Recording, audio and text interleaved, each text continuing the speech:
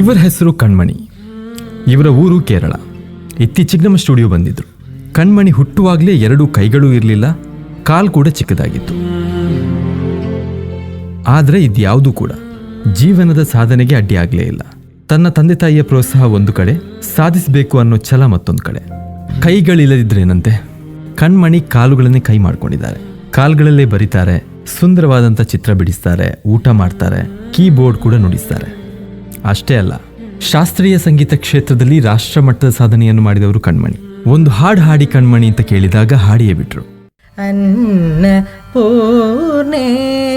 ವಿಶಾಲಾಕ್ಷಿ ಅಖಿಲ ಭುವನ ಸಾಕ್ಷಿ ಕಡಾಕ್ಷಿ ಅನ್ನಪೂರ್ಣೆ ವಿಶಾಲಾಕ್ಷಿ.